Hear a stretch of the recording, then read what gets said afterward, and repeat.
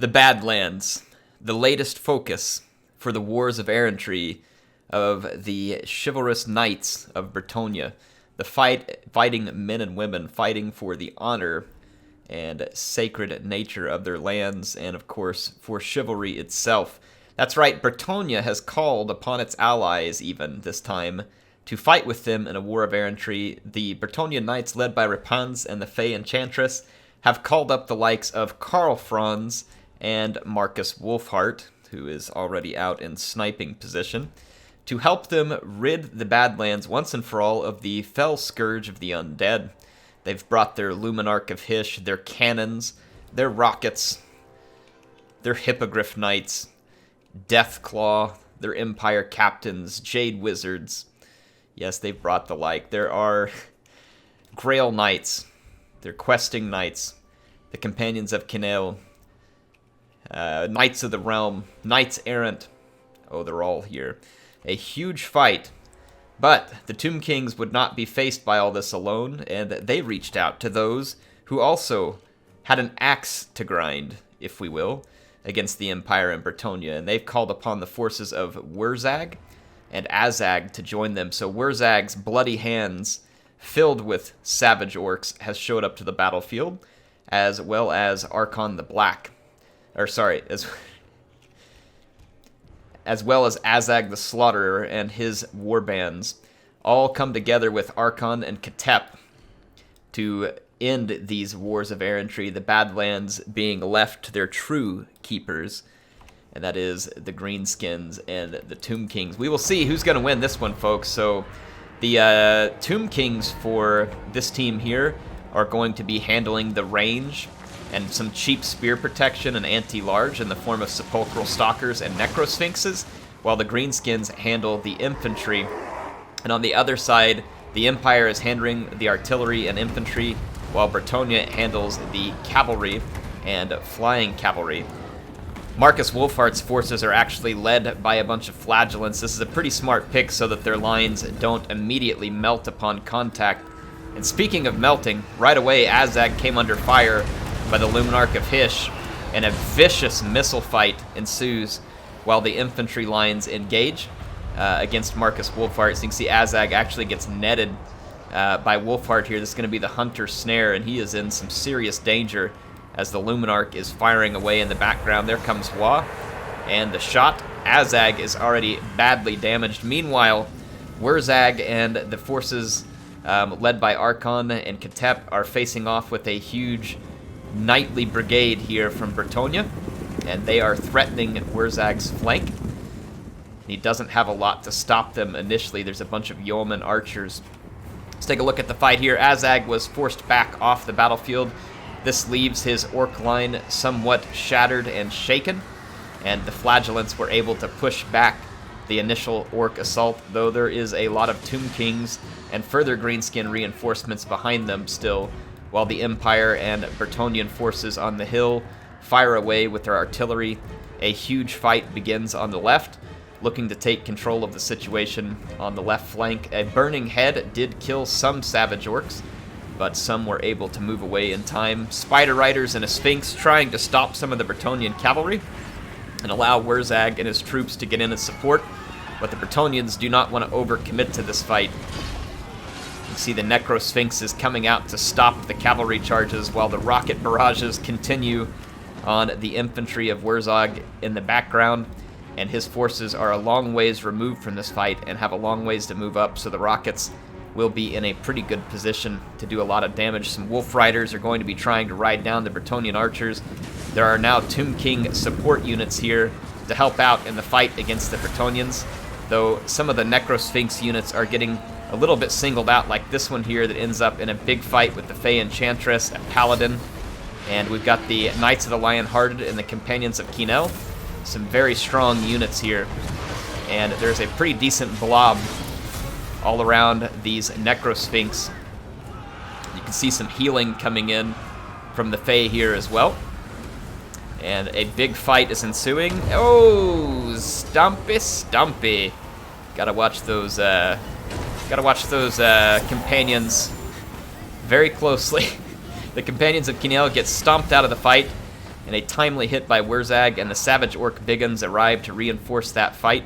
But a lot of Wurzag's forces were just so far away from the initial infantry fight on the left that there is little they can do to support, and some of their troops are making their way now towards that infantry fight. You can see them pounding in here, and there is just a brutal fight going on back here between the greenskins that have regrouped, the Tomb Kings, and Azhag was put out so early that he wasn't able to do a whole lot. You can see the rocket batteries firing unopposed at the top of this hill in great position. The Luminarch has done some yeoman's work here as well, gotten some really, really good hits in. Karl is difficult to stop at the moment, though the infantry push for the Empire is mostly over. So there is a lot of range trading right now. You can see the Casket trying to trade against the rockets and other units. Meanwhile, a vicious cavalry fight continues to ensue. And you can see that Wurrzag and his Gabo big bosses now catching up to the fight with the support of the Eyes of the Desert.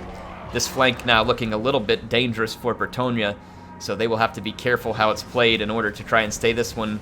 Repanse takes some massive hits from the Sphinx, and this fight starts to sour a bit for Bretonnia, but on the other flank, the Empire keeping things alive. Markus Wolfhart and Karl Franz causing massive damage. You can see Franz, difficult for him to be opposed when so many units are on the ground, are tied up, like these Ishabti with Great Bow. The Chosen of the Gods are currently firing at other targets, like trying to get rid of Henry le Massif, which they did, but that allows Karl to dive in the background. Meanwhile, the Luminarch is firing, managed to hit some of the Chosen of the Gods. It's only going to do so much damage there at the moment, while Wurrzag continues to push Bretonnia, but Bretonnia has fallen back and tried to regroup, though a Sphinx continues on. And also you've got a Necrotect out here fighting Repanse. The arrow fire is becoming a little bit dangerous here for Wurrzag, and he doesn't necessarily wish to get too close to that, so he's having to fall back, albeit just a little bit. You can see the Fay Enchantress here, still in pretty good health, trying to heal her Paladin and bring him back to the fight, and she likely will. At this point, Wurrzag and his forces have gotten a little bit caught up and are going to continue to move forward and try and save the Sphinx, which is once again tied down in combat by many, many Bretonnian cavalrymen. And while all that is happening, you can see often, well, hang on, we got something good here. While this is happening, Wurrzag once again says stomp, stomp, and says goodbye to most of Bretonnia's cavalry, leaving the Fey dangerously exposed here as Wurrzag and his big bosses are pushing in. So she gets the effigy of the Git, and Wurrzag and her big bosses close the distance and will no doubt do a tremendous amount of damage to her if they can get to her in time. She's already taken a big hit. The other big boss arrives, the Fey in big trouble, but an Awakening of the Wood slows down the infantry possibly just enough. The Fey Enchantress in massive danger, but watch this. A nice Luminarch shot from far off leaves Wurrzag absolutely reeling, basically on his deathbed, and as he enters combat, he's going to immediately flee and be driven out. What a shot by the Luminarch of Hitch, clutching out a dangerous situation and keeping their Bretonnian forces in the fight. The forces of Wurrzag, now struggling from a leadership standpoint, will have to regroup and start pushing back into the fight, and a fight continues to go on here. The beautiful flame storm going on right now, that's going to be the support from the Empire, trying to burn up some of the Tomb Kings, and it has been a bloody fight on this side. You can see both sides pretty badly battered and in rough shape. In fact, the Hippogriff Knights were just driven off the battlefield. Not a whole lot left over here, but the Luminarch does remain, and this is a big play because any target of any value is going to take tremendous damage from this. Somehow Karl Franz has managed to survive all of his encounters as well, which leaves some pretty potent units still there for the Empire. The last few units for the Bloody Hands that were left on the left flank try to fight their way through the last few remaining Bretonnians, including the Paladin that had been healed by the Fey, but without their leadership support, they just won't be able to hold it together. Even with the big boss somewhat nearby, there's too much going on. The Jade Wizard swoops in, and after a back and forth that started great for Bretonnia, went south, now swings back yet again into the favor of the Bretonnians. There is the Eyes of the Desert sepulchral stalkers here, though, so Bretonnia isn't completely out of the woods yet.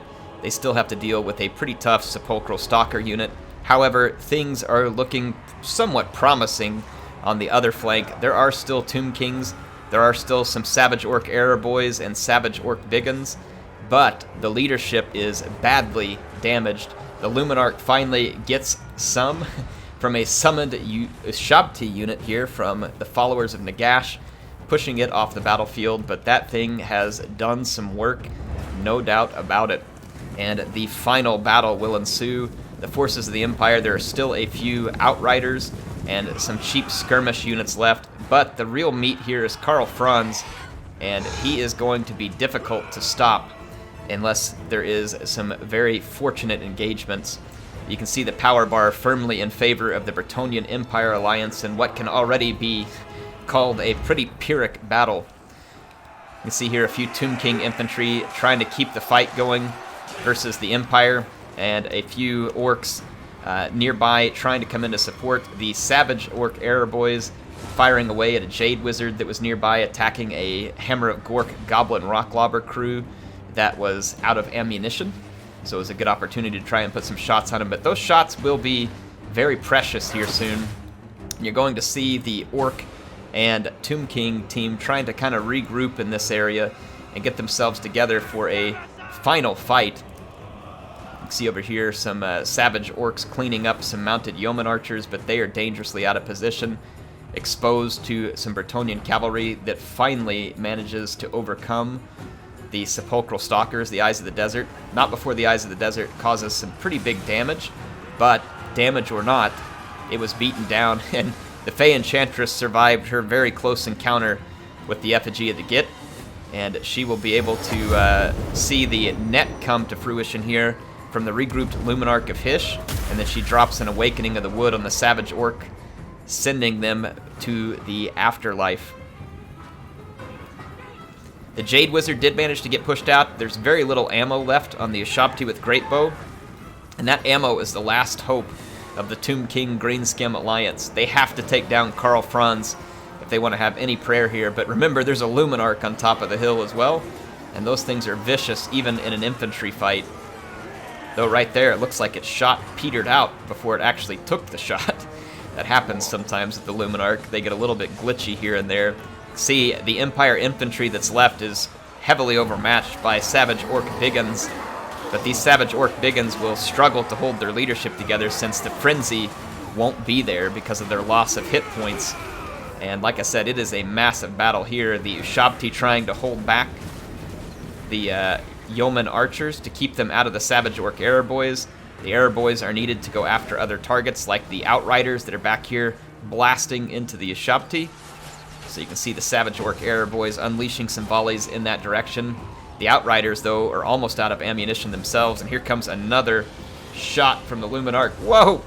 Kind of missed that one. Whizzed past and missed the chariots. My camera did some really funky turning there. Apologize if your head went spinning. Mine did, too. And it looks like it is almost army losses here for the Greenskins and Tomb Kings. Almost army losses. Karl Franz did get into a fight back in the back with some Ushabti earlier and actually did get knocked off the battlefield, but it was too late. There was just not enough leadership left, and that is going to be the battle for today. So the Tomb King Greenskin Alliance couldn't hold together. As you can see, I was the one leading the bloody hands. I made so many mistakes with my infantry that I wish I could have done better. Initially, I should have immediately turned all my Savage Orcs. The Bluey Devil here had to engage the Empire forces quite early in that fight because of the pressure from the missiles, which left him overexposed from an infantry standpoint, and he needed support, and my Savage Orcs weren't able to get there in time. Some of my Savage Orcs did decent, getting a few kills, not the standard ones, the big uns did. And then the Rocklobber and Wurrzag did okay, but the rest of my forces not able to get a ton done. Wurrzag did get rid of quite a lot of Bretonnian cavalry that was there from Thane and Ikit-Claw, able to get rid of some. Most of it, I don't believe most of it was from Ikit-Claw. Let's see if we had another companion. Yeah, there was 2 companion of Kinel, so I'm not exactly sure which ones got stomped. I know that I got some from Carcassonne's troops, But yeah, not all of them. Anyway, you can see Bluey Devil here. Azhag got lost early, which was a ton of magic ability down the drain that he wasn't able to use, which is unfortunate because there are several places where it would have been useful, but there was a Luminarch of Hysh, and it was well protected, so with Azhag not catching it early enough, it got a shot or two off on him, and he took some massive damage early. There were also cannons firing away. As for Arkhan, you can see Arkhan must have gotten hit by the same. His Eyes of the Desert did put in some work, and the Caskets got a few kills, but obviously were heavily pressured in the end and not able to do the major damage that you would hope to see from the Casket of Souls. The two Necro Sphinxes were very important here from the Tomb King's faction. Very important indeed because they helped tie up so much of the Bretonnian cavalry so that it could get stomped by the foot. You can see that his Shabti with Great Bow were able to get some damage done. The kill feed not real high, but they were able to damage some single entity and other larger targets. But in the end, the Greenskin Tomb King armies were just overrun. Aletzio over here with the Empire doing a great job. This rocket battery is just raining death all over the battlefield. The pick of the rocket batteries was great. They knew there was going to be a bunch of infantry either between the Tomb King's Greenskins or both. And when you have the range, it helps a lot. Caskets of Souls are very good against your infantry and skirmishers. They're not great against artillery, and the rockets have almost as much range. And as long as the rockets can do their damage early, it can help turn the tide of an infantry fight, kind of like you saw there early on between Bluey Devil and the forces with the Flagellants there, led by Wolfheart. In fact, we'll go look at Heir of Revan here, who is playing Wolfheart. His Flagellants were able to hold on for as long as they needed to in that initial engagement, though Markus did end up taking a beating in the end, and he was put out of the fight relatively quick. So he didn't get to stick around. Repanse did get some damage done, but then again, he got tied down in a big fight. Ikitclaw actually disconnected partway through the game. So if you saw anything that you didn't like from the forces of Repanse de Leonis, he wasn't in control the entire time, to his credit. Unlike me, who was in control of the troops the whole time and still could have done better, but you know, so it goes. So it goes. Anyway, and then Thane here with the Fay Enchantress. Nice army here. I like the just total amount of cavalry. We kind of did the same thing on our team as their team did. You can see where we're kind of splitting roles to what the factions specialize in. We knew that the Greenskins would have an infantry advantage, and they did. And we also knew we would come up against a lot of cavalry, which is why the Tomb Kings kind of covered the anti-large and the range, while the Greenskins covered the infantry forces of the main lines. It didn't work out this time for the Greenskins and Tomb Kings, and the War of Errantry was successful. Chivalry prevails in the Badland and wipes out the evil likes of the Heir of Carthage, Bluey Devil, and Zealot Crazy, and apparently the Tomb King, who shall not be named. Congrats to Aletzio, Thane, Heir of Revan, and Ikitclaw. Thank you all for playing in this battle today. There will be more. There will be more. What do you all think about a matchup? We had a War of Errantry. What comes next? We've had a War of Errantry. We've had an Elf War in Ulthuan. We've had a lot of other battles. What's the big 4v4 that you all think should come next? I will be looking at your comments, and I will be responding to comments as soon as I get a chance. I'm usually sometimes a couple days behind, but I have been doing pretty good about responding to almost every comment that comes through. So if you do comment, know that it will get my attention. Thank you for being here today. I can't wait to see you until next time when we have some more awesome battles on Total War Warhammer 2.